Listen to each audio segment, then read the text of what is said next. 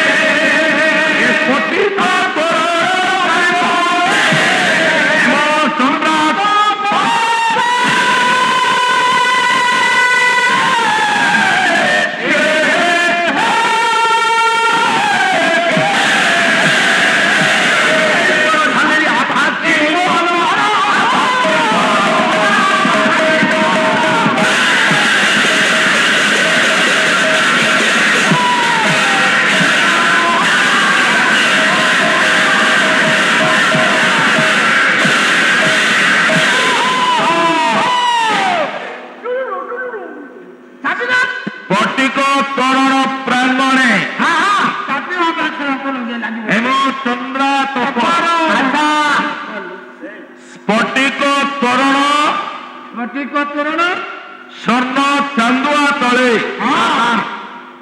से दिन आज्ञा देवलोक देवता मानकर सभाटा आयोजित यही सभारे देवता माने उपवेशन देवता माने रही उपवेशन सर्वाग्रे किए तुम्बे चतुर्मुख ब्रह्मा सत्यलोक पितामह ब्रह्मा सन्ति सब देवगण बसी बेले धन सभारे किए अछंती सभारे किए सभारे किए विद्वान कवय भक्ता गायका परिहास इतिहास पुराण सभा सप्तांग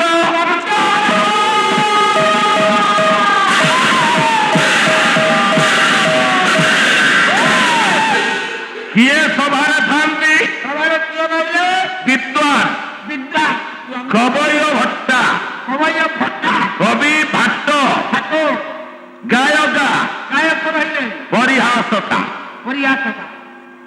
इतिहासविद पुराण ज्ञान थिबा व्यक्ति माने ये हूँ सभार सप्तांग लक्षण यही माने सभारे पाला जगत ओडिशा रे बुली ओडिशार कोण नुकोण को मर्मे मर्मे दर्शक मानू अनुभव करी गायक भीष्म कुलमणि शतपथी कहले सभारे किए था कि कहले सभारे बसंती घर भरी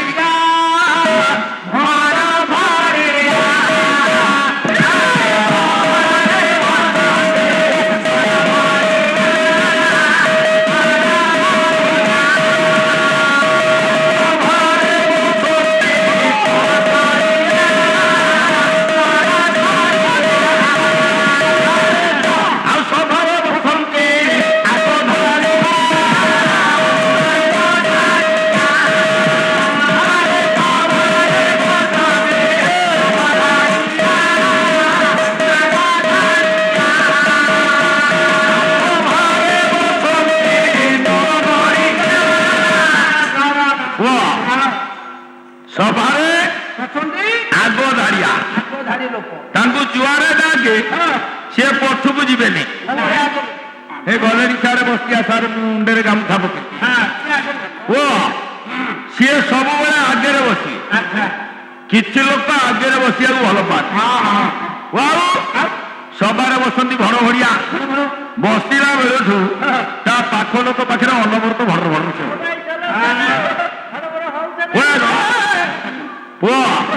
सभारे बसती नर नड़िया बही तबे अनबरत एक करू से करू ସେକରୁ ଟିକିଏ ଗାୟକ ପଛକୁ ନେଲେ ଉଠିବେ ତାର ପଳେୟା ଆଉ ସଭାରେ ବସନ୍ତି ଚଢଚୁଡିଆ। ଚଢଚୁଡିଆ କିଏ? ତୁ ଯାହା କର କିଛି କାନରେ ପଶିବନି।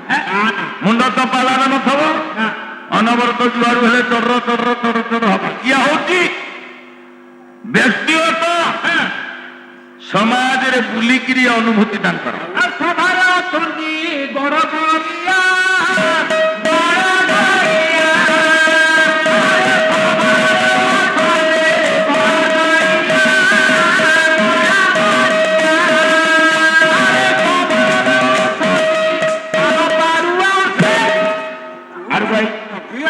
ତୁ ତ କବି।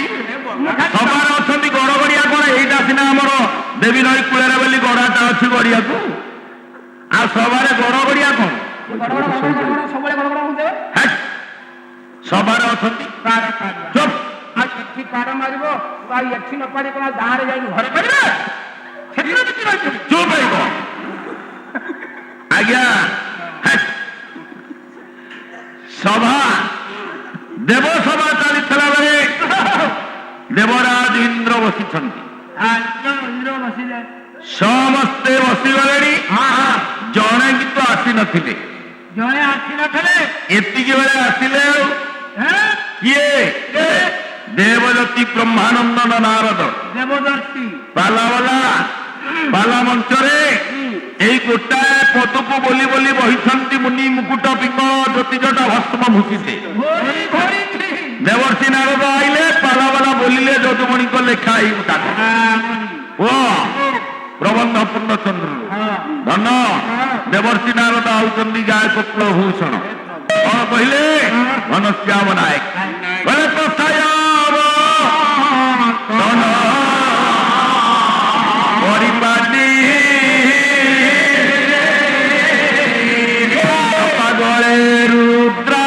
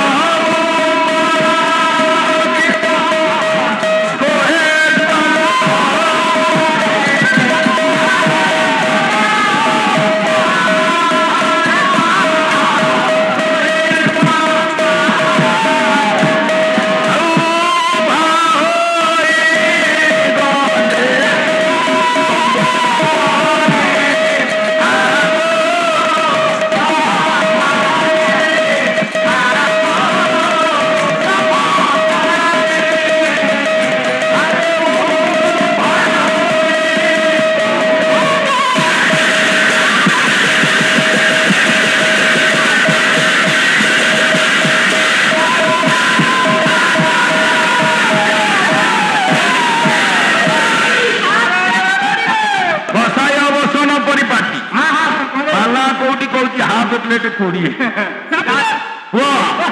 କଷାୟ ବସନ ପରିହିତ କଣଟା ବୁଝିଲି? କଣ କହିଲେ? କଷାୟ ବସନ ପରିହିତ ମାନେ କଷା ବାସନ ପିନ୍ଧିକି ଆଇଥିଲେ। ଗୈରିକ ବସନ ଅଙ୍ଗରେ ଶୋଭା, ଗଳାରେ ରୁଦ୍ରାକ୍ଷମାଳ, ସ୍କନ୍ଦରେ ଯଜ୍ଞ ପବିତ, ବୀଣାରେ ଝଙ୍କୃତ ହଉଛି ପ୍ରଭୁ ନାମ। ଆସିଲେଣି ଦେବସଭା ଭିତରକୁ ଦେବଦର୍ଶୀ ଜବରଦର୍ଶୀ ନା ସିନ୍ଧି ଦେବଦର୍ଶୀ ଦେବର୍ଷି ନାରଦ ବୀଣାର ଝଙ୍କାର କର୍ଣ୍ଣ ଗହ୍ୱର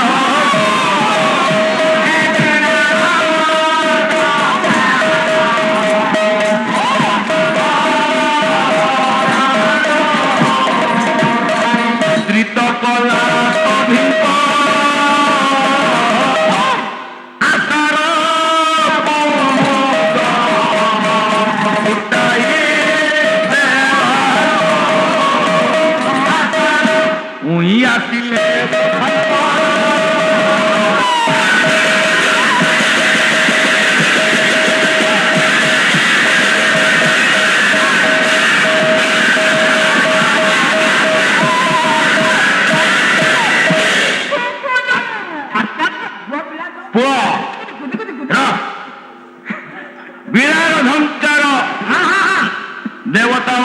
କର୍ଣ୍ଣ ଗହରକୁ ମୁଦ୍ରିତ କଲାବେଳେ ଦେବଦତ୍ତୀ ଆସିଲେ, ସବୁ ଦେବତାମାନଙ୍କୁ ପ୍ରଣାମ କଲେ।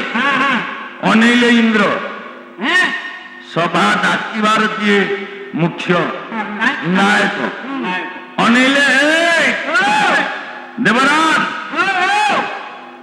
ସଭାରେ ଆପଣ ବସିଛନ୍ତି, ସଭାରେ ମନ ନା ଆପଣଙ୍କ ମନ କୋଉଠି? ମନ କଣ କି ରାସନ କାର୍ଡ କଟି ଯାଇଛି 15 ଦିନ ହେଲା। ଇନ୍ଦ୍ର ରାସନ କାର୍ଡ କରି ଯାଇଥିଲା। 15 ଦିନ ହେଲେ କଟି ଯାଇଛି, ବୁଢାର ମିଳୁନି ଆଧାର, ସେଇଟା ମନ ଖରାପ। ଆରେ ଦେବରାଜ ଇନ୍ଦ୍ର ଆଧାର ଲିଙ୍କ କରିନଥିଲା, ତା ରେସନ କାର୍ଡ କଟିଗଲା। କଟି ଯାଇଛି ଏ ପଞ୍ଚାୟତ ଇଲେକ୍ସନ ପରେ। ତୋ ମୁଣ୍ଡରେ କିଛି ନାହିଁ, କାହିଁ ପାଲା କହିଛୁ? ତୋ ମୁଣ୍ଡରେ ଯାହା ଅଛି ତାହା ମୁଣ୍ଡରେ ନାହିଁ। ସାଧାରଣ ଜ୍ଞାନ ତୋର ଅଭାବ। ଯାହାର ଗଭୀର ଜ୍ଞାନ ତାର ସାଧାରଣ ଜ୍ଞାନ କଣ ଦରକାର? ତୋର ଗଭୀର ଜ୍ଞାନ। ଏ ମୁଣ୍ଡରେ ଯୋଉ ମସଲା ଅଛି, ତୋ ମୁଣ୍ଡରେ ଗୋବର। ଇଏ ମୁଣ୍ଡ କମ ରେଟ୍ ହେଲାଣି ଏବେ। ହଁ, ଏଇତବ ମଣିଷ ମୁଣ୍ଡ ରେଟ୍ ହয়নি। କେଡ଼େ କେଡ଼େ ଢାବା ହୋଟେଲ ସବୁ ଆସନ୍ତି ଉପରେ। ମଣିଷ ମୁଣ୍ଡକୁ ଢାବା ବାଲା ନେବେ, ଆଡଭାନ୍ସ ଦଉଛନ୍ତି। କଣ ହବ? ମଣିଷ ମୁଣ୍ଡ ଚିଞ୍ଚଡା হয়। ହେଲେ ମୋ ଘରେ ଯୋଉ ବକଟା ରାନ୍ଧି ବାଛୁରୀ ନା ଘୁଷୁରୀ ବାନ୍ଧିଛୁ କଣ? ମାନେ ମୋ ଇସ୍ତ୍ରୀ କି ତମର ଆହୁରି ରେଟ୍ ହବ, ତୁମେ ପିଅ ନା। ମୁଣ୍ଡଟା ଆଉ ଯେତେ ପଢିବୁ ସେତେ ବଢିବ। ତୋ ସ୍ତ୍ରୀ କହିଲା ତୋ ମୁଣ୍ଡ ଆହୁରି ରେଟ୍ ହବ, ତୁ ପଚାରି ସବୁ ମାଲୁ ମା ମତେ ସ୍ନେହ। ମୁଁ କହିଲି କଣ ମୋ ମୁଣ୍ଡରେ ଏମିତି ମୂଲ୍ୟବାନ ଜିନିଷ ଅଛି ଯେ ରେଟ୍ ହବ? ମତେ ଥିରିକିନି କହୁଛି ତମ ମୁଣ୍ଡରେ ଗୋଚିନା ଅଛି। ଆ ସ୍ତ୍ରୀ କହିଲା ଆଜ୍ଞା ମୁଣ୍ଡରେ ଗୋଚିନା ଅଛି। ଗୋଚିନା ଗୋରୁ ମୁଣ୍ଡରେ ଥାଏ। ଗୋଚିନା ଗୋରୁ ମୁଣ୍ଡରେ ଥାଏ, ତୁ ଗୋରୁ। ମୁଁ ଭାବିଲି ଡିଗ୍ରୀ ମୋର ଅଧିକା ହେଲା ମତେ ସେ ଏଇ ପାଲାରେ ଯାଇ ତାକୁ ଡ୍ରାଇଭର କରିବି। କଣ୍ଡକ୍ଟର କରିଦେ, 15 ଦିନ କି ଥରେ ଓହ୍ଲେଇବ, ପଇସା ଭଲ ମାରିବ। ବଦଲେ ଉସିଲ ବାଟ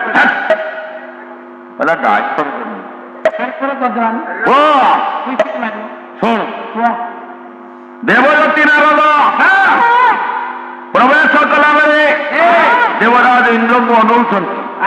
ଅବଲୋକନ କଲେ ଦେବରାଜ ଇନ୍ଦ୍ରଙ୍କ ମୁଖମଣ୍ଡଳକୁ। ସିଂହାସନେ ବସିଥିଲେ ଦେବରାଜ, ତାଙ୍କ ମନରେ ନାହିଁ ହରଷ।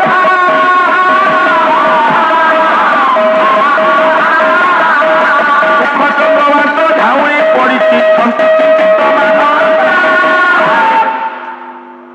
ଦେବରାଜ ଇନ୍ଦ୍ର ମନ ଭାରି ଦୁଃଖ। ସିଂହାସନରେ ବସିଥିଲା ବେଳେ ମୁଖ ଚନ୍ଦ୍ରମା ଝାଉଳି ପଡ଼ିଛି। ମଳିନ ପଡ଼ି ଯାଇଛି ଆଉ ବିଷର୍ଣ୍ଣ ମୁଖମଣ୍ଡଳକୁ ଦେଖି ମନ ଭାରି ଦୁଃଖ। ଦେବଦତ୍ତୀ ନାରଦ ପ୍ରଶ୍ନ କଲେ, ହେ ଦେବରାଜ, ଆପଣଙ୍କ ବିଷର୍ଣ୍ଣ ମୁଖମଣ୍ଡଳ କାରଣ କଣ? କାରଣ ଝାଡା କ୍ଲିୟର ହଉନି। ଏଇଟା ବାଡେଇଲୁ ଘରକୁ। ଝାଡା ଆଉ ଇନ୍ଦ୍ର କହିଲେ ଝାଡା କ୍ଲିୟର ହଉନି। ଦେବରାଜ ଇନ୍ଦ୍ର କହିଲେ ସଭାରେ, ହେ ଦେବର୍ଷି, ଏଇଥିପାଇଁ କି ମୁଁ ଆଜି ଡାକିଛି ଦେବତା ମାନଙ୍କୁ। କଣ ନା ଗୌତମ ନାରୀ ଅହଲ୍ୟା ମୁଁ ହିଁ ହରଣ କରୁଛି।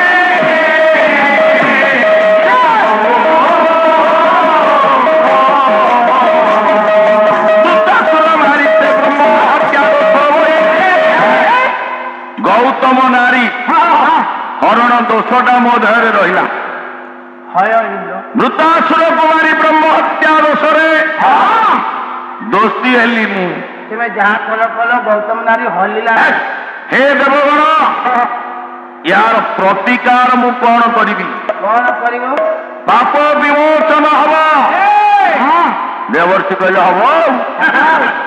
ଗୋଟେ ପଡି ନଥିଲା, ନହେଲେ କେବେ କରିସାର। ଦେବର୍ଷି କହିଲେ ହବ ନିଶ୍ଚୟ। ନା କଣ ବାଟ? ନା ଗୋପେ ଗୋପ ଚନ୍ଦ୍ରମାଙ୍କ ବାଲ୍ୟ ଲୀଳା ଖେଳ।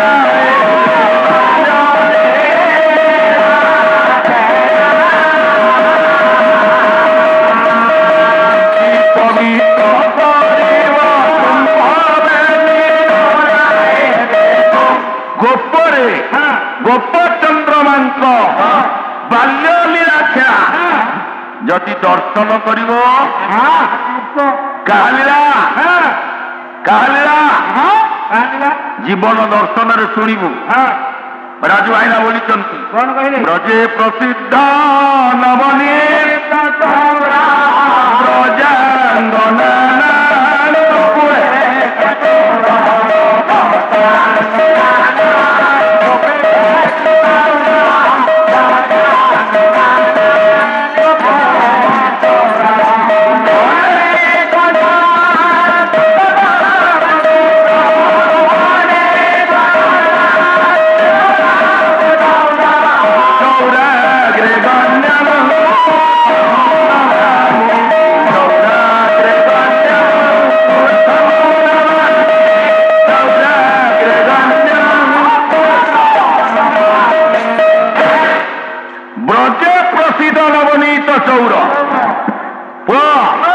ଯଦି ଗୋପରେ ବ୍ରଜପୁରରେ ବ୍ରଜଚନ୍ଦ୍ରମାଙ୍କ ବାଲ୍ୟଲୀଳା ଖେଳା ଦର୍ଶନ କରିବ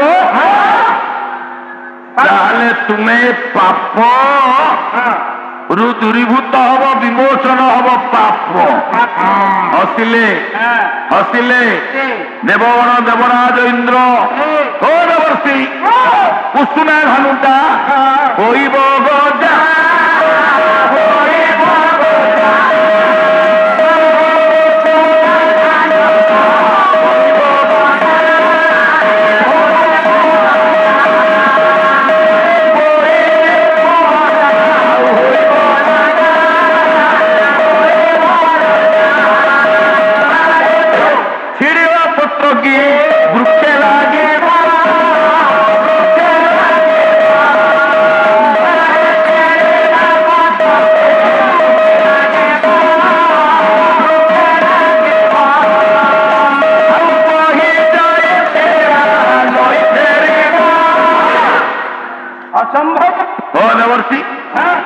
ଯୋଉ ନଈ ବହିଗଲା ସେ ଆଉ ଫେରିବ?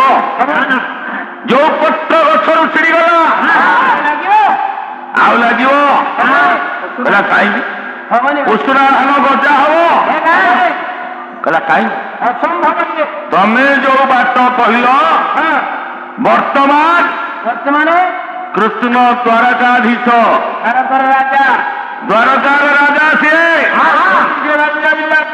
ଆଉ ବାଲ୍ୟଲୀଳା ମୁଁ କେମିତି ଦର୍ଶନ କରିବି? ଇଏ କଣ ଭିଡିଓ ହେଇକି ରହିଛି ନା? କହିଲା ମୁଣ୍ଡ ଖରାପ ଦେବର୍ଷି ଗଞ୍ଜେଇ ଟାଣି ଦେଇଛ କେମିତି? ଏ ଅସମ୍ଭବଟା ସମ୍ଭବ ହବ?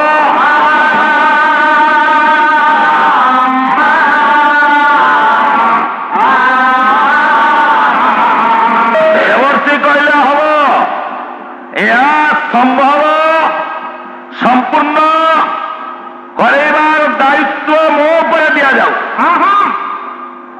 ସମସ୍ତଙ୍କୁ ପ୍ରବୋଧନା ଦେଇ ଦେବରାଜ ଇନ୍ଦ୍ରଙ୍କୁ ସାନ୍ତ୍ୱନା ଆଣି ଦେଇ ଆସିଲେ ଦେବର୍ଷି ନାରଦ। ମନଯାନ ଆରୋହଣ କରି ସେଦିନ ମଥୁରା କଟକରେ ପହଞ୍ଚିଗଲେ।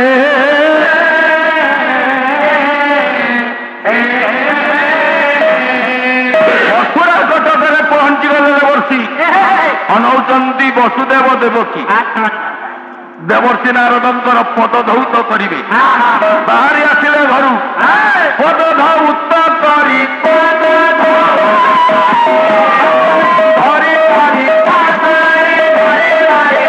ବସୁଦେବ ଯେ ପିଛେ କରି ପଦ ଧୌତ କରିବା ପାଇଁ ବାରି କହିଲେ ଜଳ ଧରି। ବସୁଦେବ ତା ରାଣୀ ଦେବକୀ ଆସିଲେ। ଦେବର୍ଷି ମନା କଲେ ଛୁଇଁ ଭିତ ଜଳ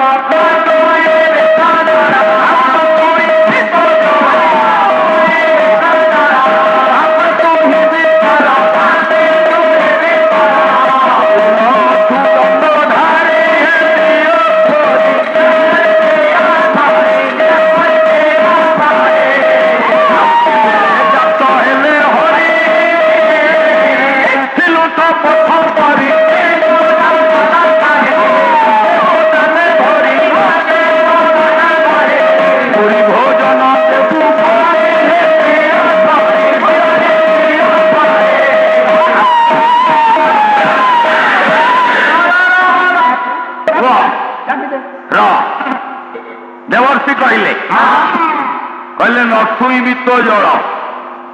ଆଜ୍ଞା ମନା କଲେ ୟାକୁ ମୁଁ ସ୍ପର୍ଶ କରିବିନି, ଇଏ ଜଳରେ ମୋ ପାଦ ଧୌତ ହବନି, ପାପ ଜଳ। କହିଲେ ପାପ? ଆଜ୍ଞା ଆମେ ପାପି ନା?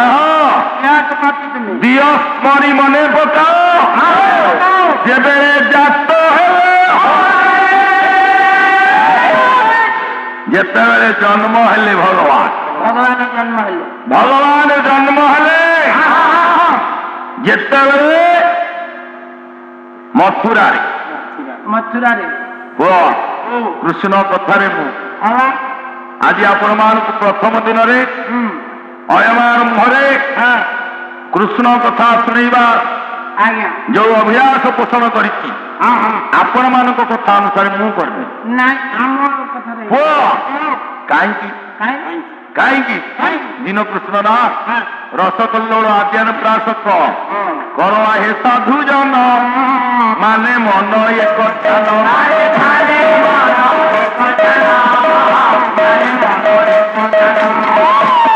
ଦେଇ କମନ କରି କର୍ମ ସଂଘାତ ଉପରେ କରି ସଂଘାତ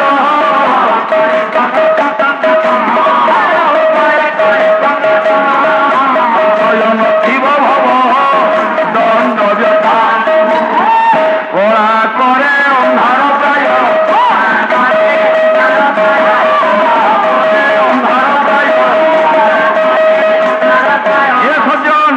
କୃଷ୍ଣ କଥା ଶ୍ରବଣରେ ଦୂରିତ କ୍ଷୟ।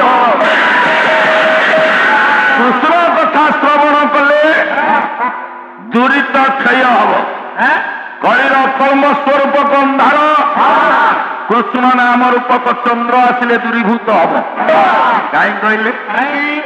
ରସକଲ୍ଲୋଳରେ ଦିନ କୃଷ୍ଣ ଦାସ କହିଛନ୍ତି ସେଇ କଥା ଆପଣ ଶୁଣିଦେବେ। କୃଷ୍ଣ ନାମରେ ପାପ କ୍ଷୟ ଯେତେ କରି ନପାରେ ମୁଁ କଣ ସେଇଗୁଡା ବୋଲିବି? ଆପଣ ତାକୁ ଶୁଣିଛନ୍ତି ବାରମ୍ବାର। କୃଷ୍ଣ ନାମର ମହିମା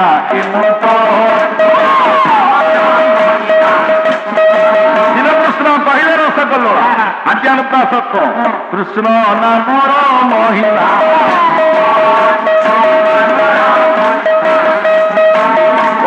ବିଚିତ୍ର ବ୍ରହ୍ମପିଣ୍ଡ ଜାତ। କୃଷ୍ଣ ନାମର ମହିମା ଏମିତି ସିଏ ବ୍ରହ୍ମରୁ ପିଣ୍ଡ ଜାତ କରେ। ହେ ସଜ୍ଜନ ଛାଡୁ ଯିବି ନାହିଁ। ପୁଅ ଦେବର୍ଷି କହିଲେ ଆପଣମାନେ ସମବେତ କୃଷ୍ଣ ନାମ ଶୁଣିବେ। ପୁଅ ଏ ପାପ ଜଳ ଯେବେଳେ ଜାତ ହେଲେ ହରି ପୁଅ ଜନ୍ମ ହେଲା ମନେ ପକା। ଭଗବାନ ଚାହିଁଲେ ସବୁ କରିଦବ ଦୁନିଆ ଭିତରେ। ତମେ ତାର ବାପା ମା ଭଗବାନ ସବୁ କରିଦବ। ନମସ୍କାର କଣ ମତେ ଏଇନେ ଦେଖିଲୁ ଶାନ୍ତିଟା ବେଳଠୁ ଦେଖିଲୁ ଆଉ ଏଇନେ ନମସ୍କାର ଆଉ ଥରେ ହେଲୁ। ଭକ୍ତି ପ୍ରବଳ ହଉଛି ତୋର। ସାର ପାଖେ ତମ ଆଡେ ବାହା ଲାଗେ ଆପଣ କହିଲେ ଭଗବାନ ଚାହିଁଲେ ସବୁ ହବ। ତାର ଏତେ କାଢ ତୁ କଣ ଭାବୁଛୁ ଆମ ଗାଁ କଳି ଲାଗିଛି ନା କାଢ କଣ କହୁଛୁ? ନା ଭଗବାନର ଏତେ କାଢ ସେ ଚାହିଁଲେ ଯାହା ମୋର କରିଦବ। ଘର ପୁଣି ନେଇ ଥିଲେଙ୍ଗେ କଣ ନାଇଁ ହବନି। ଯୁଗର ଭଗବାନ ଡାକ୍ତର ବାବୁ ସେ ଚାହିଁଲେ ଗୋଟେ ଲୋକକୁ ମାରିଦବ ଚାହିଁଲେ ବଞ୍ଚେଇ ଦବ। ତୋ କଥାରେ ମୁଁ ଏକମତ 100 ମାନ। ମୋ କଥା ପଞ୍ଚାୟତି ମାନୁ। ପଞ୍ଚାୟତି ନା 60 ମାନୁଛି? ପଞ୍ଚାୟତ ମାନୁଛି କହୁନୁ। ପଞ୍ଚାୟତ ମାନୁ। ତୋ କଥା ପଞ୍ଚାୟତ ମାନୁଛନ୍ତି। କଳିଯୁଗର ଭଗବାନ ହେଲେ ଡାକ୍ତର ବାବୁ। ଡାକ୍ତର। ଆଜ୍ଞା ଡାକ୍ତର ଚାହିଁଲେ ଗୋଟେ ଲୋକକୁ ମାରିଦେବେ ଗୋଟାଏ ଲୋକକୁ ବଞ୍ଚେଇଦେବେ। ତୋରି କଥାରେ ମୁଁ ଏକମତ ହେଲି। ଜଣେ O&G ସ୍ପେଶାଲିଷ୍ଟଙ୍କ ପାଖକୁ ଯିବା। O&G ସ୍ପେଶାଲିଷ୍ଟ କିଏ? ଗାଇନୋକୋଲୋଜିଷ୍ଟ। ଗାଇନୋକୋଲୋଜି ପରେ ଗାଈ ଡାକ୍ତର। ତୋର ହଉନେ କାହିଁ ଆଉ ଚୁଡ଼ା ଭଜା ଖାଇବାକୁ ଗାଇନୋକୋଲୋଜି ସ୍ତ୍ରୀ ଆଉ ପ୍ରସୂତି ରୋଗ ବିଶେଷଜ୍ଞ ଓହୋ ତାଙ୍କ ପାଖକୁ ଯିବା ହଁ କଣ କାହିଁକି ଯିବା କାହିଁକି ଯିବୁ ନା ଗୋଟାଏ ନାରୀ କି ନେଇକି ଯିବୁ ନାରୀ କି ନେଇକି ଯିବି ସ୍ତ୍ରୀ ଲୋକ ହଁ ଯାହା ଗର୍ଭରେ ହଁ 7 ମାସର ଭ୍ରୂଣ ସଞ୍ଚାରିତ ହେଇଛି 7 ମାସର ପିଲାଟା ପିଲାଟା ଆଚ୍ଛା ତାକୁ ନେଇକିରି କଣ କରିବା ଡାକ୍ତରଙ୍କ ପାଖେ ପହଞ୍ଚିବୁ ସେଉଠୁ ଡାକ୍ତରଙ୍କୁ କହିବୁ ଆଜ୍ଞା ହଁ ଏ ସ୍ତ୍ରୀ ଲୋକଟାକୁ ମୁଁ ଆଣିକି ଆସିଛି ଆପଣଙ୍କ ପାଖରୁ ହଁ ୟା ଗର୍ଭରୁ ଏ 7 ମାସର ପିଲାଟାକୁ ହଁ ନେଇଯାଇ ଏଇ ଆଉ ଗୋଟେ ମା ଗର୍ଭରେ ଥୋଇଦିଅ ଗୋଟେ ବଳବାନ ଛୁଆଟେ ଜନ୍ମ ହବ ଆରେ ସଜିନ ତମ ଗାଁରେ ସବୁ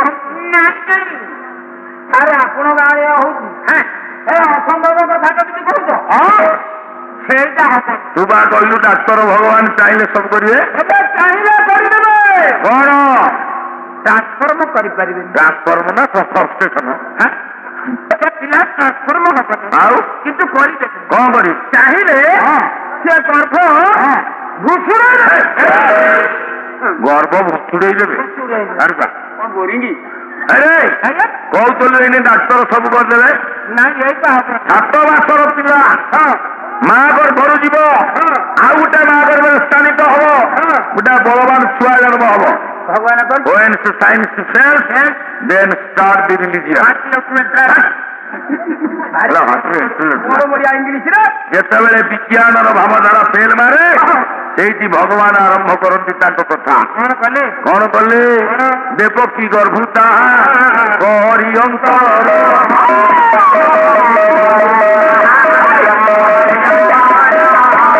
ଦେବକୀ ଗର୍ଭୁତା ରୋହିଣୀ ଗର୍ଭେ ନେଇ ଦେବକୀ ଗର୍ଭରୁ ଛୁଆଟାକୁ ନେଇ ରୋହିଣୀ ଗର୍ଭରେ ରଖିଦେଇ ଗୋଟେ ବଳବାନ ଛୁଆ ଜନ୍ମ କରେଇଦେଲା ଜଗନ୍ନାଥ ଦାସ ଓଡ଼ିଆ ଭାଗବତ 10ମ ସ୍କନ୍ଧ ଗୋପଲୀଳାର 3 নম্বর ଅଧ୍ୟାୟ ବୋଲେ ବୋଲେ ରହିବେ କେହି ସମ କେଡ଼େ ବଳୁଆ ହେଉତା ନାମ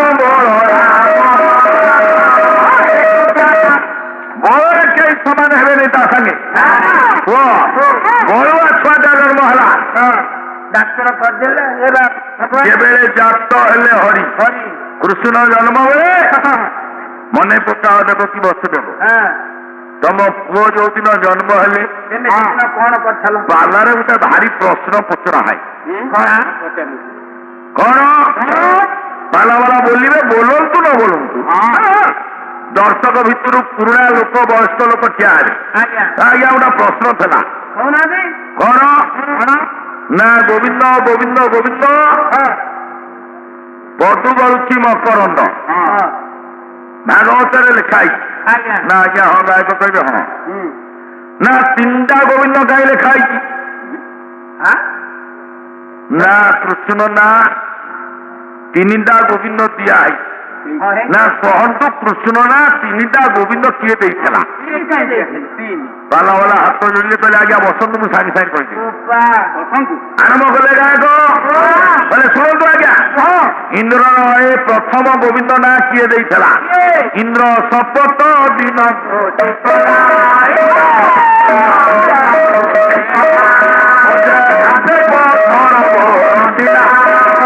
ଛତ୍ର ଆକାରେ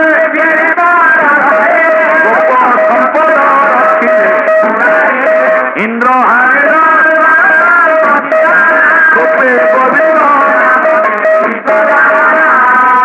ଆଜ୍ଞା ଇନ୍ଦ୍ର ପ୍ରଥମ ଗୋବିନ୍ଦ ନାଁ କୃଷ୍ଣଙ୍କର ଦେଇଥିଲା ଦ୍ୱିତୀୟରେ ଆହମନନ୍ଦ କୋଳେ ଗୋବିନ୍ଦ ନନ୍ଦ କହିଲା ତୃତୀୟରେ କୋଇଲ ଘର ମୋର ନମଣନ୍ତି ନନ୍ଦ ଘଟଣ ନଦୀ ସେପୁରେ ନଥିଲେ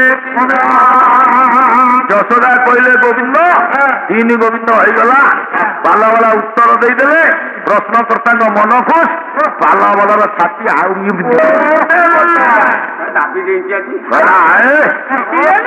କହିଲେ ଆଜ୍ଞା ପାଲା ବାଲା ତ କହନ୍ତି ଆମେ ତ ଶୁଣିଛେ ସତରେ ଇନ୍ଦ୍ର କୃଷ୍ଣ ନାଁଟା ଗୋବିନ୍ଦ ଦେଇଥିଲା ଧରିକି ଛେରିକିବା ଧରିକି ଛେରିକି ଦେଇଥିଲା ଦେଇଥିଲା ମୋ ଜେଜେମା କହୁଥିଲା ତ ଆଜ୍ଞା ପଇସା ଖର୍ଚ୍ଚ ହବ ମୁଁ କହିଛି ପାଲା ବାଲା ଆସିବେ ଖାଇବେ ପଇସା ନେବେ ଚୁନା ମାଛ କର କୁହ କଣ ହବ କହ? କୃଷ୍ଣ ଯୋଉ ପିଲାଟା କଂସ ବନ୍ଦୀ ଘରେ ଦେବକୀ ମାର ଅଷ୍ଟମ ଗର୍ଭସ୍ଥ ସନ୍ତାନ ଭାବରେ ଭୂମିଷ୍ଠ ହେଲା, ଅଷ୍ଟମୀ ନିଶା ଅର୍ଥ ଭାଗ୍ୟେ ରୋହିଣୀ ପୁରୁଷର ସଂଯୋଗେ କିଏ ଜନ୍ମ ହେଲା? କୃଷ୍ଣ କହ୍ନେଇ ନଟବର କାହ୍ନୁ କିଏ? ଇନ୍ଦ୍ର ପଛରେ କହିଲା ତା ନା ଗୋବିନ୍ଦ। ଇଏ କିଏ ଜନ୍ମ ହେଲା? ଆକାଶରେ ଉଠେ ନିଶା ଗୋବିନ୍ଦ ଆରେ କିଏ ଜନ୍ମ ହେଲା? ସେ ତ ଗୋବିନ୍ଦ। ପଛରେ କଣ ଇନ୍ଦ୍ର ତା ନା ଗୋବିନ୍ଦ ଦେଇଥିଲା? ସେ ଜନ୍ମ ହେଇଛି ଗୋବିନ୍ଦ ମା ଯିଏ ଜନ୍ମ ହେଲା, ଯିଏ ଭୂମିଷ୍ଠ ହେଲା ସିଏ ଗୋବିନ୍ଦ। ସେ ଗୋବିନ୍ଦ ଚାରି ଧାରି ଛାଡ଼ିକି ଆଉ ପଢିଲେ ଦେବେ କରନ୍ତି ପୁଷ୍ପ ଗୋବିନ୍ଦ ଦେବତା ମାନେ ପୁଷ୍ପ ବୃଷ୍ଟି କଲେ ଗୋବିନ୍ଦର ରିଷ୍ଟ ଖଣ୍ଡନ ହଉ। ହିମା ହିମା ସିଏ କିଏ? ଗୋବିନ୍ଦ। ସେ ଗୋବିନ୍ଦ ଆପଣ କହିପାରନ୍ତି ସିଏ ତା ନା ପରିବର୍ତ୍ତନ କରିଛି ନିଜକୁ ନିଜେ, କାହିଁକିନା ଏଇଟା ବହୁରୂପୀ ଏଣ୍ଡୁଅ। ବହୁରୂପୀ ଏଣ୍ଡୁଅ ଯେତେବେଳେ ଚାହିଁବ ପରିବର୍ତ୍ତନ କରିଦେବ ନିଜକୁ। ଛବିନ ନନ୍ଦନକାନନରେ ସିଏ ଅଛି। ଯେତେବେଳେ ଚାହିଁବ ପରିବର୍ତ୍ତନ କରିଦେବ। ପରିବର୍ତ୍ତନ ଗୋକୁଳାନନ୍ଦ ପଟ୍ଟନାୟକ ଜାନକୀ ପଟ୍ଟନାୟକଙ୍କ ବାପା କଣ କହିଲେ? ଏତ ବାର ମାଟି ଚଢେଇ ଏତ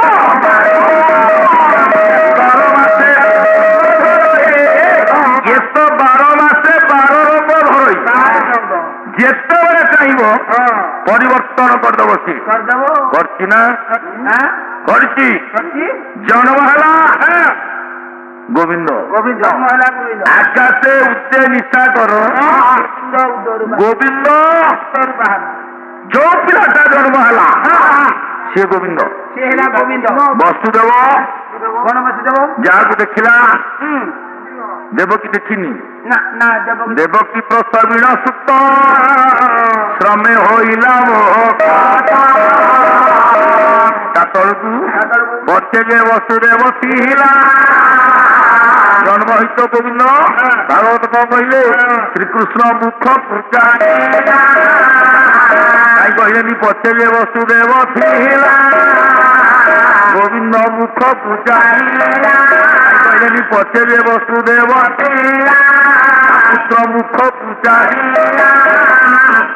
ଶ୍ରୀକୃଷ୍ଣ ପଛରେ ତ ଗଲେ ଇଏ ନନ୍ଦ ଘରେ ଗର୍ଗ ଋଷି ଆଇଲେ ଦେଲେ କୃଷ୍ଣ ନା।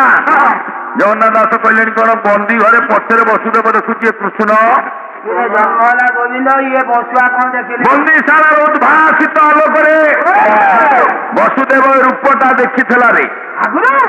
ଯେତେବେଳେ ଦେବକୀର ଉଦର ପୀଡା ହଉଛି କାନ୍ଦୁଛି ବସୁଦେବ ମୁଣ୍ଡ ମାରୁଛି ହେ ବିଧାତା ଦୁନିଆର ତୋର ଏଇଆ ବିଚାର।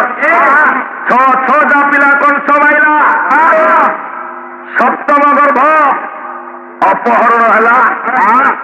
ଇଏ ଅଷ୍ଟମ ଗର୍ଭରେ କଂସର ଶତ୍ରୁ କୁଆଡେ ଜନ୍ମ ହବ? ବାପା ମା ଆମେ କଣ ଦୋଷ କରିଛୁ? ବନ୍ଧା ହେଇକିରି ପଡିଛୁ। ଚିନ୍ତା କରୁଥିଲା ବେଳେ ବନ୍ଦୀଶାଳାର ଉଦ୍ଭାସିତ ଆଲୋକ ଭିତରେ ବସୁଦେବ ଗୋଟେ ରୂପ ଦେଖିଲା। ଦୀନକୃଷ୍ଣ ଦାସ ରସକଲ୍ଲୋଳ ଆଦ୍ୟାନୁପ୍ରାସକ ଗୋଟିଏ ସରଳ ଛାନ୍ଦ ନଥିଲେ କଣ ପାଲା ହବ? ଚନ୍ଦ୍ର ମୁଖ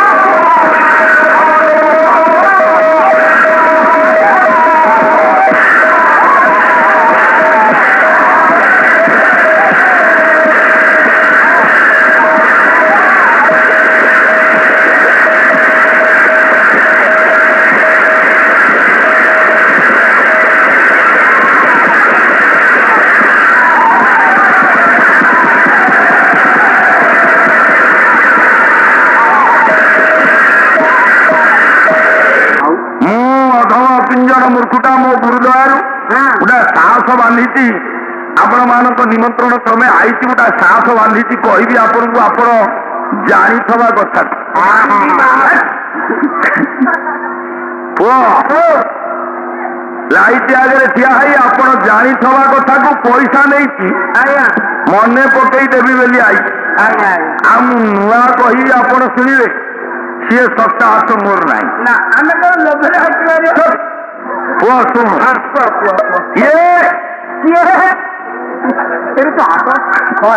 ଯୋଉଦିନ ଭଗବାନ ଜନ୍ମ ହେଲେ ବନ୍ଦୀଶାଳାର ଉଦ୍ଭାସିତ ଲୋକ ଭିତରେ ବସୁଦେବ ଏ ରୂପ ଦେଖିନଥିଲା ଭାଗବତ ଦଶମ ସ୍କନ୍ଧକୁ ଉପରିଲା 4 ନମ୍ବର 4ର୍ଥ ଅଧ୍ୟାୟ ଦେବକୀ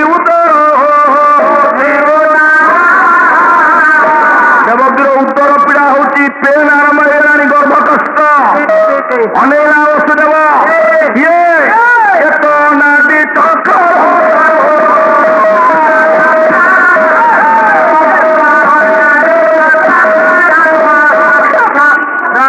ଅନାଦି ଚକ୍ରଧର ଜନ୍ମ ହେଲା ଗୋବିନ୍ଦ ଜନ୍ମ ପୂର୍ବରୁ ଚକ୍ରଧର ବସୁଦେବ କୃଷ୍ଣଙ୍କୁ ଦେଖିଲା ଜନ୍ମ ହବା ଛୁଆଟା କଥା କହିଲା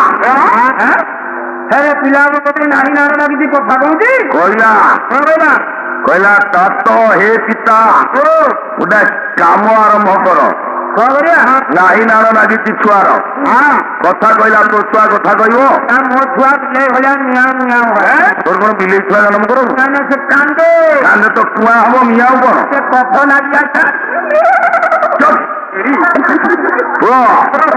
ଇଏ ଛୁଆ କଥା କହିଲା କାହିଁ କଥା କହିଲା କଣ୍ଠ ଶିରୋମଣି ଭୀମ ଭୋଇ କହିଲେ ଯୋଉ ଛୁଆଟା ଜନ୍ମ ହେଲା ସେ କିଏ କି ଯାହାର ଲୋମ ମୁଳେ ମାର ଭାର ମେବି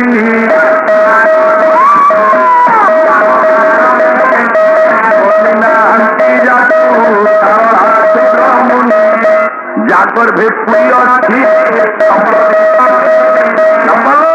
ଗଙ୍ଗା ଯମୁନା ନଦୀ ଯାହାର ଲୋମ ମୂଳେ ମାଳ ମାଳ ମେଦିନୀ ଅଛି ଭୀମ ଭୋଇ କହିଲେ ଇଏ କଥା କହିବନି କିଏ କହିବ ତୋ ଭୀମାଇ କଥା ବୋଧେ ମୁଁ କହୁଛି କୋକିଶାଳୀ ଭଳିଆ ବୋବଉଛି ନୀଲଟ ଭୂତ ମୁହାଁ ଭୂତ ଖିଆ ଭୋରଙ୍ଗା ଆମ ବଂଶ ଯାକ ସାରେ ଜଣକୁ ଡାକିଦବ ପଞ୍ଝା ଜୁଅ କରିଦେବ ଇଏ କଥା କହିଲା ବାପା ସାଙ୍ଗେ ସାଙ୍ଗେ କର୍ମ ଆରମ୍ଭ କର ଯଶୋଦା ତୋରେ ପୁତ୍ର ଥୋଇ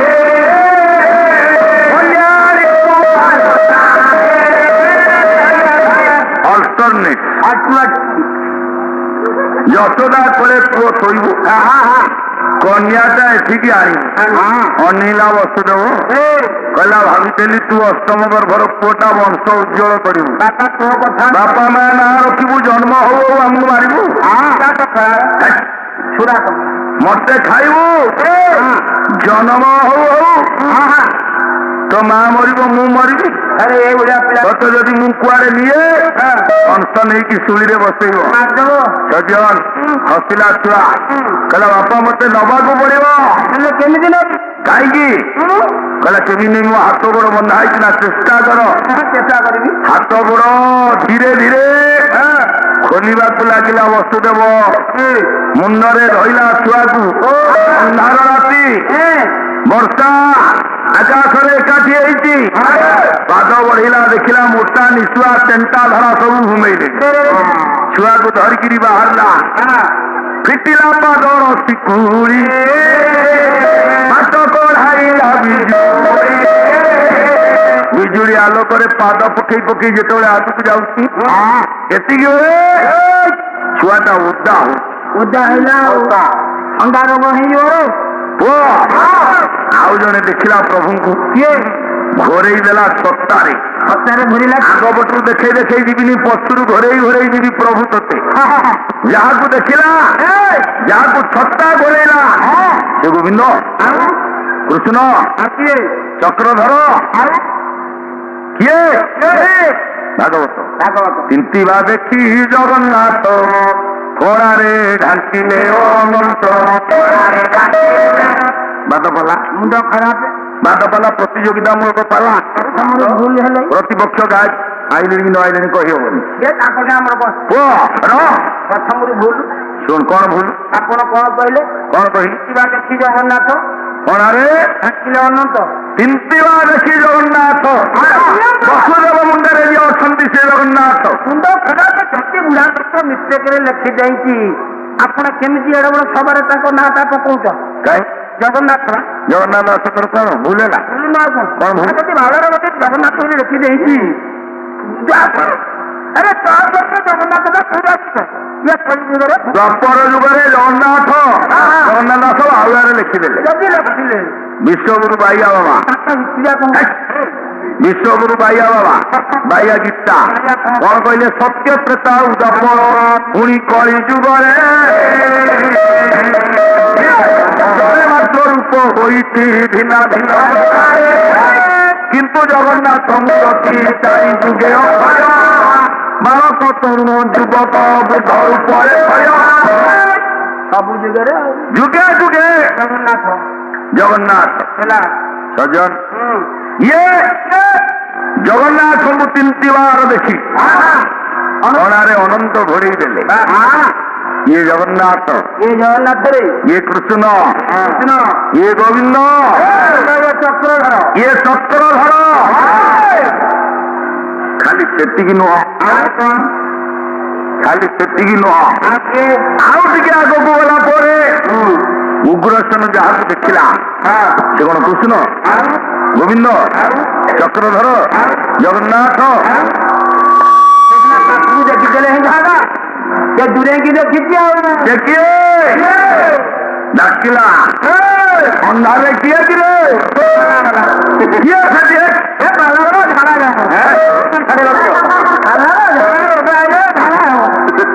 କହିଲା କିଏ ସେ ଅନ୍ଧାରେ ଠିଆ ମାରିବନି କାହାକୁ କହିଲା ଥରିଲା ବସୁଦେବ ମାରିବ ନା କହିଲା ଅନ୍ଧାରେ ଯାଉଥିଲି କିଏ ଗୋଟା ଦେଖିଲା ବୋଧେ ନେଇକି ତ ମାରିଦବ ଏଇନେ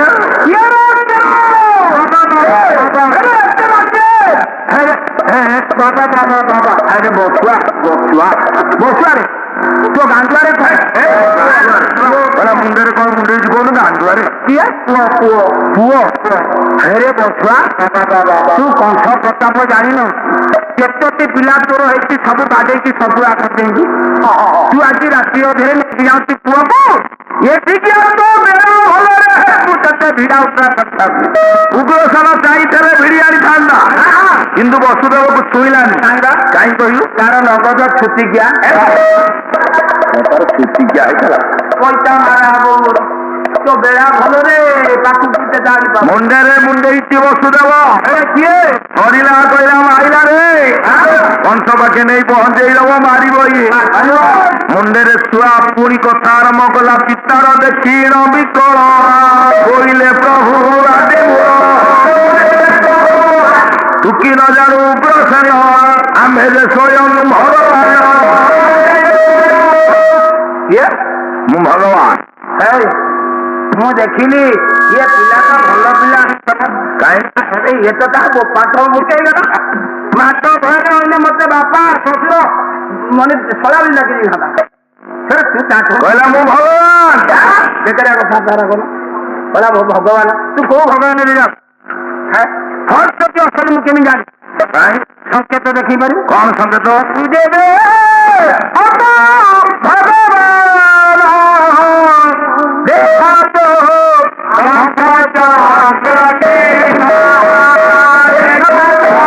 ଶଙ୍ଖ ଚକ୍ର ଚିହ୍ନ ନ ଦେଖିଲେ ମୁଁ ଜାଣିବିନି ତୁ ମତେ ଭଗବାନ ବୋଲି ବିଶ୍ୱାସ କରୁନି ନା ବା କହିଛି ଅଚ୍ୟୁତ କହିଛନ୍ତି ଭକ୍ତର ପାଇଁ ଭଗବାନ ଆସନ୍ତି ଭକ୍ତ ଚାହିଁଲେ ସବୁ ସେ କରିପାରନ୍ତି ସେଇଆ ତ କଲେ ଜଗନ୍ନାଥ ଦାସ କହିଲେ ଭକ୍ତର ସୁଦେହ ଭାବ ଗ୍ରାହୀ ଶଙ୍ଖ ଚକ୍ର ଚିହ୍ନ ଦେଖାଇ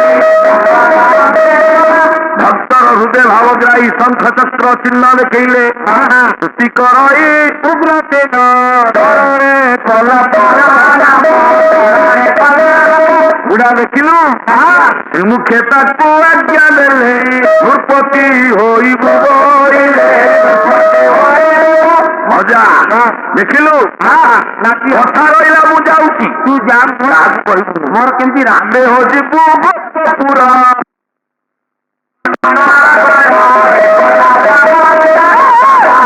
ନାଚିଆ ତୁ ଯା ଦେବର୍ଷି କହିଲେ ବସୁଦେବ ଆସିକିରି ମୋର ମିଠା ମୁଣ୍ଡରେ ମୁଣ୍ଡେଇ କୃଷ୍ଣକୁ ନେଇ ତମେ ଗୋପରେ ଛାଡ଼ି ଦେଇ ଆସିଲ ହେଲେ ଯେତେବେଳେ ପୁଅ ଜନ୍ମ ହେଲା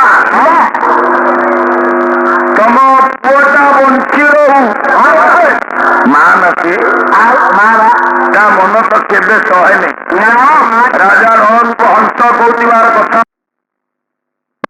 ତା ମନ ସହେ ନାହିଁ ମା ମନ ସହିବନି ନା କାହିଁ କହିଲେ ଛବିଳ ମଧୁବର୍ଣ୍ଣ ବୋଧ କଣ ବିଲେଇ ବହି ବିଲେଇ ବହି ଯୋଉ ବହିରୁ ଛୁଆ ପାଠ ଆରମ୍ଭ କରେ ଛବିଳ ମଧୁବର୍ଣ୍ଣ ବୋଧ ବହିର ପ୍ରଣେତା ଓଡ଼ିଆ ଭାଷା ଆନ୍ଦୋଳନର ଅନ୍ୟତମ ସାରଥୀ ଭକ୍ତ କବି ମଧୁସୂଦନ ରାଓ ପିତାମାତା ଠାରୁ ବଡ଼ ଦେବତା ଆଉ ସରଗ ରାଇଜେ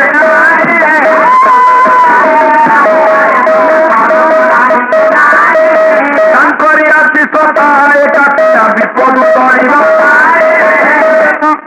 ବାପା ମା ଠାରୁ ବଡ଼ ଦେବତା ଏ ତିନି ଲୋକରେ କିଏ ନାହିଁ କିଏ ଗ୍ରହଣ କରୁ ନ କରୁ ଶୁଣୁ ଶୁଣୁ କାମରେ ଲଗଉ ନ ଲଗଉ ହାତ ଯୋଡ଼ିକି କାହିଁ କହିଲେ ଏଟା ମାଇ ହୁଇସି ଯୁଗ MYWISH ମୋ ଇଚ୍ଛା ମୁଁ ଯାହା କରିବି ତୁ କିଏ ଭାଗବତ ନିନ୍ଦିବେ ନିଗମ ବଚନ ଅଗମେ କରିବେ ଗମ ଲୋକେ ହୋଇବେ ଖଳ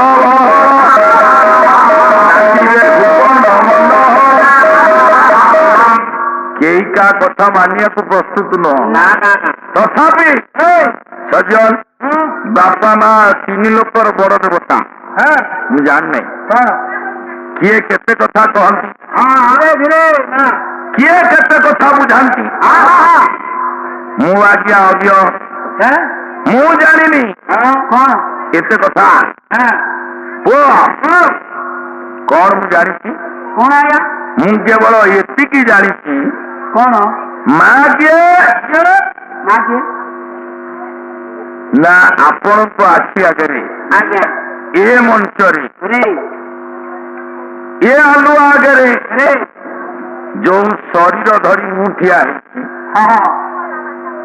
ଆପଣଙ୍କ ଆଗରେ ସୁନ୍ଦର ଶରୀରକୁ ଆଣି ଥୋଇଥିବା ବ୍ୟକ୍ତିଟି ହଉଛି ମୋ ମା କିନ୍ତୁ ମୋ ଭାଗା କାହିଁ କହିଲେ କାହିଁ କହିଲେ ଏ ସୁନ୍ଦର ଶରୀର କିଏ ତିଆରି କଲା ହୋଇନଥିବଟି କେଡ଼େ ଭାଗ୍ୟବତୀ ଜନନୀ ଯୁବା ଏ ଲଳିତ ବଢାଇଛି ଯେ ନିଜ ସ୍ତନୁ ଦେଇ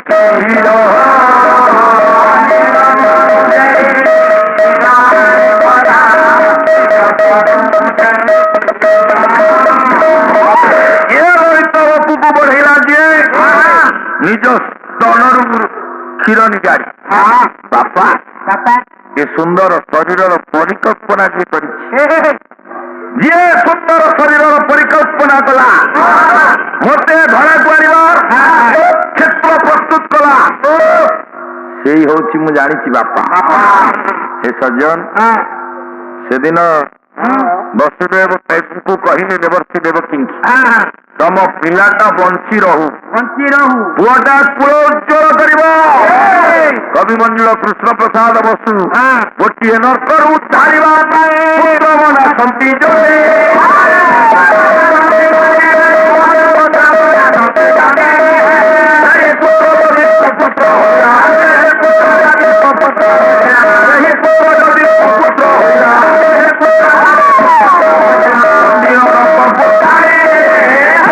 ବଂଶ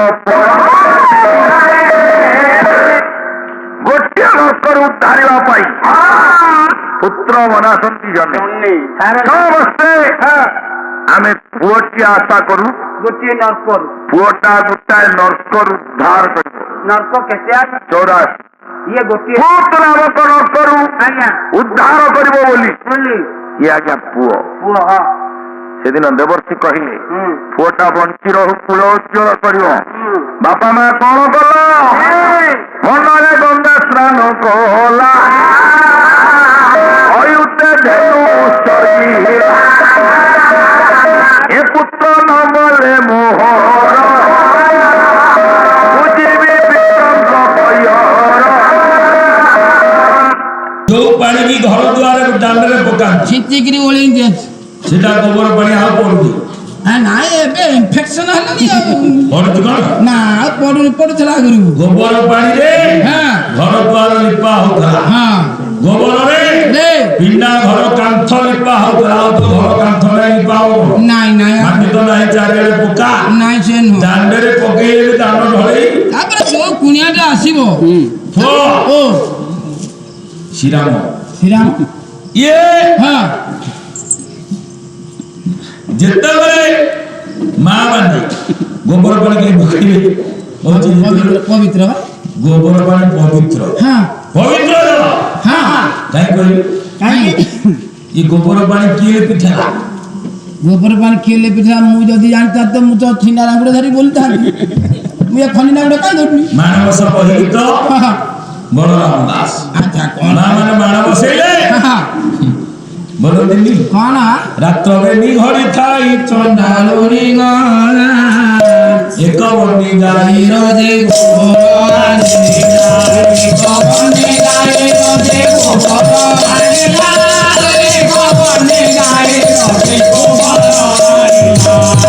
ମା ଭଲ କଣ କଣ ଗୋବର ଆଣିକି କଣ ହେଲା ଗୋବର କରିଣ ଘର ଦୁଆର ଲିପିଲା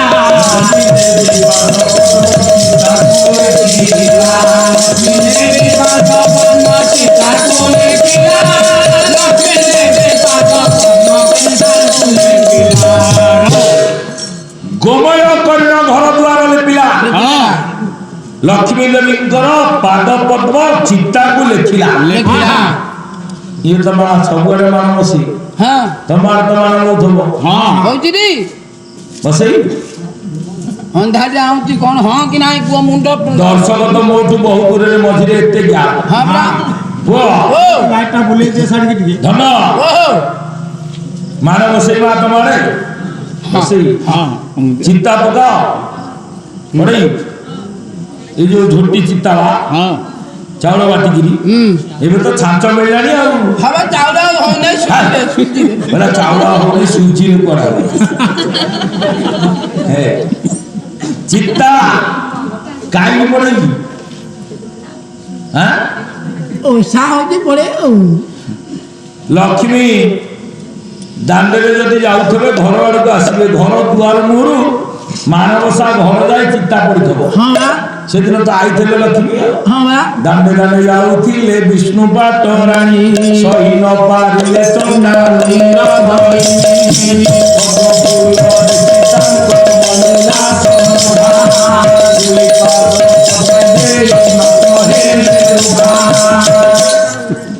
ସୁଙ୍ଗି ସୁଙ୍ଗି ସୁଙ୍ଗି ସୁଙ୍ଗି କ୍ରିୟା ଚିତା ଚିତା ଚିତା କୁଆଡେ ସୁଙ୍ଗି ସୁଙ୍ଗି ସୁଙ୍ଗି କି ଆଏ କୁହ ଏଇ ଯୋଉ ଚିତା ମା ତମେ ପକେଇଛ ହଁ ହଁ ଲକ୍ଷ୍ମୀ ସେଦିନ ଯାଉଥିଲେ ହଁ ଆସିବେ ଭାରି ତମ ଘର ଆଡେ ଆଚ୍ଛା ଯଦି ଆସନ୍ତି ହଁ ଲକ୍ଷ୍ମୀ କଣ ତମରି ଭଳିଆ ସ୍ତ୍ରୀ ଲୋକଟି ହଁ ଆଉ କଣ ନା କଣ ହଁ ସେମିତିଆ ଫଟୋରେ ଦେଖିଛୁ ହଟିଲା ଚାରଟା ଯଦି ଦାଣ୍ଡରୁ ତମ ଘରକୁ ଆସିବେ ହଁ ହଁ ହଁ ତମେ ଯେମିତି ଆଉଛ ସେ ସେମିତି ଆସିବେ କେମିତି କେମିତି ଦାଣ୍ଡରେ ଯାଉଛନ୍ତି ତମ ଘରକୁ ପାହାଚ ଦେଇକି ଉଠିବେ ହଁ କେମିତି ସାକ୍ଷାତ ଲକ୍ଷ୍ମୀ ଆଉ ଦେଖୁନ କୁଦି କୁଦି କୁଦି କୁଦି ଗୋଟିକ ପରେ ଗୋଟିଏ ପାଦ ହଁ ସାକ୍ଷାତ ଲକ୍ଷ୍ମୀ ଏମିତିଆ ପଡିବ ହଁ ଗୋଟାଏ ଗୋଟାଏ ଏଠି ଗୋଟାଏ ଆଗ ପଛ ଏଠି ଗୋଟାଏ ଏଠି ଗୋଟାଏ ତମେ ଯୋଉ ଚିତା ପକେଇଛ ବାଇ ଚାନ୍ସ ଯଦି ଲକ୍ଷ୍ମୀ ତମ ଘର ଆଡକୁ ଯାଉଥିବା ଅବସ୍ଥାରେ ପ୍ରବେଶ କଲେ କେମିତି ଯିବେ ସ୍ପିକିଂ ସ୍ପିକିଂ ସ୍ପିକିଂ କଣ ଏ ଜମ୍ପ କଣ ଦିଦିଟା କଣ ପକେଇଲ ଡେଇଁକି ଯାଉଥିବେ ଲକ୍ଷ୍ମୀଙ୍କର ଗଞ୍ଜା ଅବତାର ପିଛୁଳି ପଡ଼ିଯିବ ତା ବେକ ମୋଡ଼ି ଦେଇ ଯାଉ ଏ ପାଟି କର ନା ହେଲା ଲକ୍ଷ୍ମୀଙ୍କର ଗଞ୍ଜା ଅବତାର ଇଏ ଗଞ୍ଜା ଅବତାର କଣ ରାଗି ଯିବା ରାଗି କଣ କଣ ମାଇପେ ରାଗିଲେ ତମେ ଜାଣିନ ତାଙ୍କ ଉଗ୍ରଚଣ୍ଡୀ ରୂପ ଧରିବେ କେମିତି ମୁଁ ଦେଖେଇ ଜାଣିଛି ଟାଇମ୍ ହଉନି ଚୁପ୍ ହେଇକିରି ବହ ମାମୁଁ ପାଟି କରନା ପାଲା ସରିଆ ଯାଏ ପାଟି କରିବୁ ଦିଟା କାହିଁ ପଡୁଛି ସେ କହିବେ ଦିଟା କାହିଁ ପଡୁଛି ତା ପକେଇଲା ଲୋକ ସେ ଗୋଟେ କହିପାରିବେ ଗୋବର କରି ଘର ଦ୍ୱାର ଲିପିଛି ଶ୍ରୀଆ ଚନ୍ଦ୍ରାଣୀ ହଁ ସମାଜକୁ ଶିଖେଇ ଦେଇ ଯାଇଛି ଏକତାର ଭାବ ଲକ୍ଷ୍ମୀ ପୁରା ଆଉ ଆମ ଘରେ ଏଇଆ ହେଇଥାନ୍ତା ଏ ଯୁଗରେ ଏଇଆ ହବ ଶୁଣୁ ମା ଏଇଆ ହବ ନା କୋଉ କଥା କହିଲେ ତା ଜିଷ୍ଟ ଯାହା ଜିଷ୍ଟ ହେ, ତା ଭିତର କଥା ଯାହା ହଁ ଯୋଉଥି ପାଇଁ ଯେ ପୁରାଣ ସୃଷ୍ଟି ହେଲା କଣ କହିଲେ କ'ଣ ସେଦିନ ଲକ୍ଷ୍ମୀ ଯାଇଛନ୍ତି ହଁ ବୁଲିବାକୁ ଆଚ୍ଛା ଆଚ୍ଛା ବଳରାମ ଦେଖିଲେ ହଁ ଡାକିଲେ କହ୍ନେଇ ଭାଇ କାହ୍ନୁ ଭାଇ ଆମ ସାନ ବୋହୂ କୁଆଡେ ଗଲେ ଭାଇ ସେ ପିକନିକ ଯାଇଛି ଚୁପ୍! ସିଏ କୁଆଡେ ଗଲା ମତେ କଣ କହିକି ଯାଇଛି କୁଆଡେ ଯାଇଥିବ ବୁଲିବାକୁ ପୁଅ ଓ ଭାଇ ବଳଭଦ୍ର ରାଗିଲେ ଜଗନ୍ନାଥ କହିଲେ ବଳରାମ ପଚାରୁଛନ୍ତି ଭାଇ ଭାଇ କୁଆଡେ ଯାଇଛି ଯାଇଛି କୁଆଡେ ବୁଲିବାକୁ ମତେ ମୁଁ ଜାଣିନି ଭାଇ କି କୁଆଡେ ଯାଇଥିବ ପିଲା ଲୋକ କଣ ଯାଇଛି ଏ କାଳିଆ ଭାଇ କୁଆଡେ ଯାଇଛି ଆମ ସାନ ବୋହୂ ଜାଣିଛୁ ଭାଇ କୁଆଡେ ଯାଇଛି ସେମାନେ ହାତ ଯୋଡୁଛି କାହିଁକି ସେତେବେଳେ ଆଟ୍ରୋସିଟି ନଥିଲା ସେ ସିଟ୍ ନଥିଲା ଆଉ। ନହେଲେ ସେକ୍ସନ 3 ଲାଗିଥିଲେ ଯିଏ ବୋଲିବ ସିଏ ଆରେଷ୍ଟ ହବ ନନ୍ ବେଲେବୁଲ ଆରେଷ୍ଟ ଆଜ୍ଞା କଣ ବୋଲିଲେ କି କଣ ହାଡି ଘରେ ଥିବ ଲକ୍ଷ୍ମୀ ଥିବ ପାଣ ଘରେ ସ୍ନାନ ନ କରି ପଶୁଛି ଦେଉଳ ଭିତରେ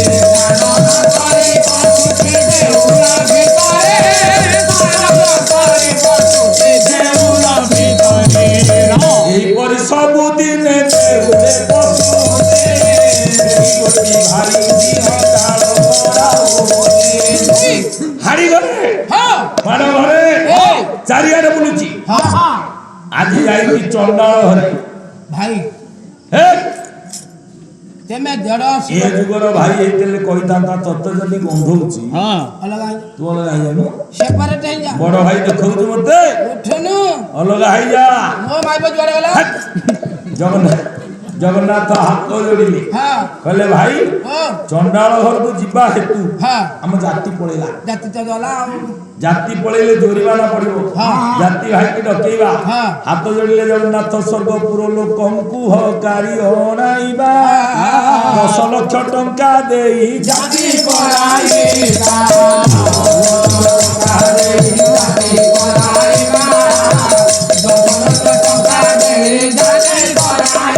ସ୍ୱର୍ଗପୁର ଲୋକଙ୍କୁ ଡାକିବା 10 ଲକ୍ଷ ପଡୁ ଯାଉ ଜାତି କରିଦବା ଜାତି କରେଇଦବା ହଁ। ବଳଭଦ୍ର ହଁ କହିଲେ ଆଉ ରାଗିଲେ ମାଇପି ବୋଲା ମାରିଚିଆ କଣ କହିଲୁ 10 ଲକ୍ଷ ପଡୁ ପୁଣି ଜାତି ଚୁପ୍ ଯା କାଉ କମ ଯା ବାହାରେ ଭାଗ ଭାଇ ପିଲା ଭାଗ୍ୟ ଠାରେ ଦେବେ ଲୋ ବଳ ମଝିରେ କଣ ହାଏ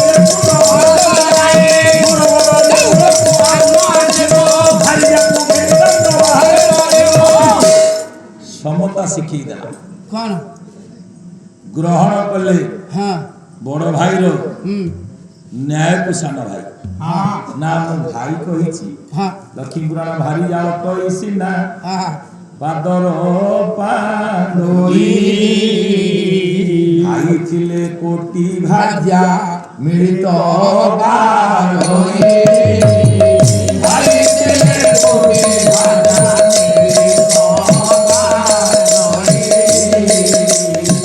ଭାଇ ଥିଲେ କୋଟି ଭାଗ୍ୟା ମିଳିତ ବାରୋଇ ପୁରାଣ ଶିଖେଇଲା ଲକ୍ଷ୍ମୀ ପୁରାଣ ଶିଖେଇଲା ଭାତୃଭାବର ନିଦର୍ଶନ ଶିଖେଇଲା ବଡ ଭାଇର କଥା ମାନି ଗ୍ରହଣ କରିବ ସାନ ଭାଇ ଭାଇ ଶିଖେଇଲା ଆଜି ଗୁରୁ ସଙ୍ଗେ ଶିଷ୍ୟା ପିରତି କରୁଛି ଆହା ଭାଇ ସଙ୍ଗରେ ଭଉଣୀ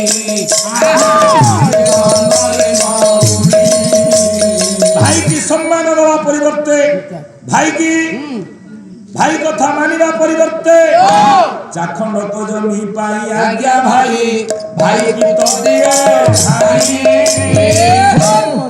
ହାଣି ଦଉଛି ଆଉ ଚାଖଣ୍ଡ ଜମି ପାଇ ହଁ ବା ଭାଇ ଭାଇ କି ଜୀବନକୁ ମାରି ଦଉଛି।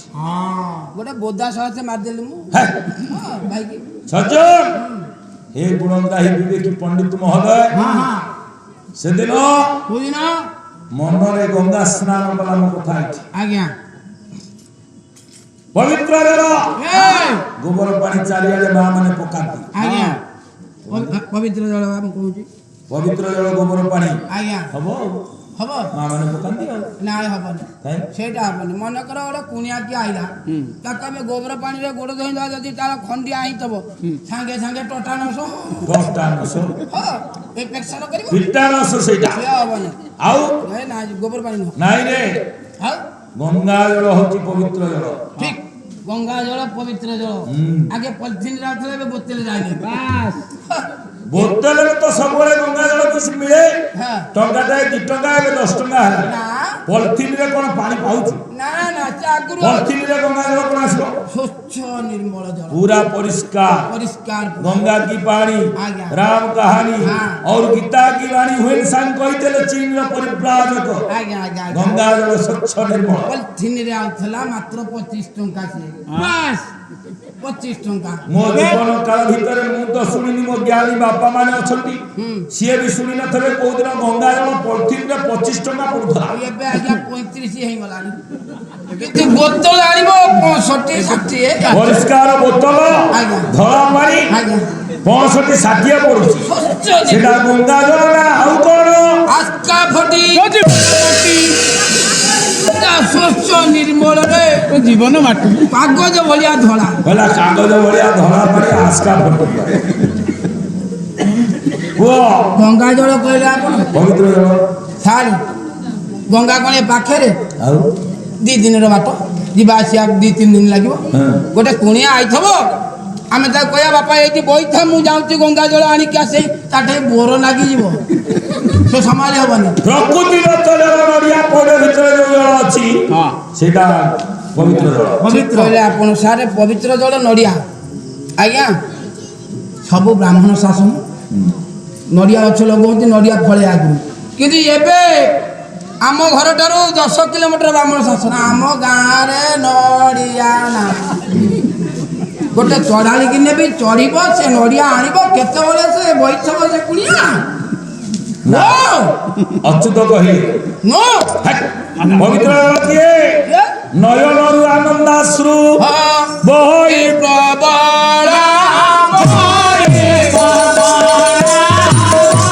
ଜାଣିଥାଅ ରାମଦାସ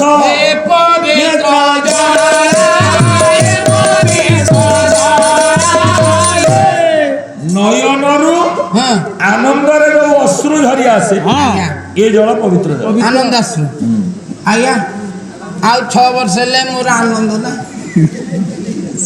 6 वर्ष हेले आनंद नाई, भेट भुटा किछि नाई, आनंद सबु जेड़े जोरे हाथ जोड़िकी कहूची आज्ञा 6 वर्ष हेलाणी मोर आनंद नाही, भेट भुटा नाही। भेट भुटा नाही कौन हरिहर भेट ही न होतला हमर सिटी मंदिर रे आ भेट कोन? तू आनंद जिनिसटा भेट का संग मो माई बो सिए ठाए मु ठाए आज्ञा भारी दुखर कहानी। तू जेतेबेले सिना पार्लर को जाउछु से गान रहउछु, अन्य समय तो घरे तो स्त्री भेट होनी, टोटाली भेट होनी, राती अधा 3 पर जेतेबेले चाहिले से नाही घरे कुआड़े जाउछु किए का सारे ये लागी नोजी पड़ोती हो कौन जिए जुआड़े डाकी देला तो स्त्री राती अधरे पहुंची, राती 3टारे मु गला को से नाही, राती 3टा रे गला को नाही। हम गा धड़िया सब जगह पड़े तम गाँ धड़िया साहू संगे तो स्त्री पड़ेची।